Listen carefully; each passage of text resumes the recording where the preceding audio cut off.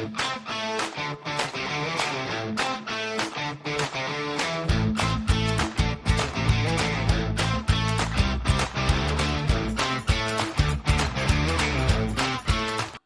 want to thank you for watching this teaching on the book of 2 Thessalonians. If you haven't been keeping up with the teaching, go back to Monday's video and listen to this, because this is all in context with each other with these verses. Today we're in verse number 13 of 2 Thessalonians, chapter number 3, and it says, "But as for you, brethren, do not grow weary in doing good." What's he talking about? He's talking now to the believers that are working. He's talking to those that are being diligent. He's talking to those that are paying for their own food, and they're not just sitting around, but they're working, they're doing something. And he says to them, don't grow weary.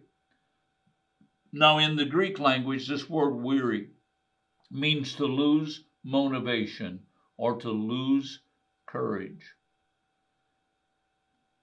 You see, what happens when people are receiving the same benefit for doing no work at all? You know what happens to the good people? They lose motivation. Now, some of you might be thinking, boy, Leon, you're getting very political. No, I'm just teaching the Bible. Just teaching the Bible. But what happens is when someone is working hard to make a living, to take care of their family, to help out in society, and then they see other people that are doing absolutely nothing, what happens to that person? They are in trouble of losing their motivation. They're going to start saying things like, why am I working? And you know what? Here in the United States, and I believe around the world, there are millions of people that have lost their motivation. And some of them are believers. Do you understand? The Apostle Paul is not only writing to the Thessalonians, but he's writing to us today. He's giving us the word of God for us today. Don't lose your motivation. Don't lose your courage. But keep working. Keep moving. Keep doing something to help others, to help yourself, to help your family. Keep working. And now we go on to verse number 14. And it says, if anyone does not obey our instruction in this letter, take special note of that person and do not associate with him, so that he will be put to shame. Wow. What's the Apostle Paul saying?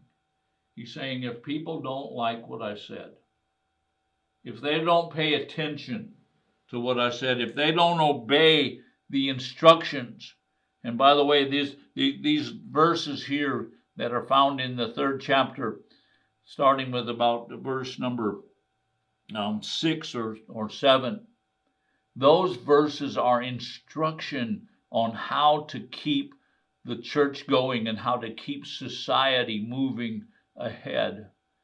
And Paul says if they don't want to listen, if they don't obey, take special note of that person. In other words, he's saying you need to mark that person. You need to mark them with a distinguishing mark. And I'm not talking about a physical mark, but you need to mark them with a warning. In other words, you need to go to them and you need to say, brother, sister, you need to be working for a living. And then he goes on and he says, take special note of that person and do not associate with them. Now, what's he talking about?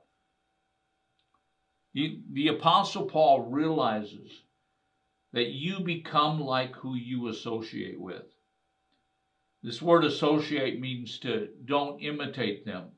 Don't get mixed up with them.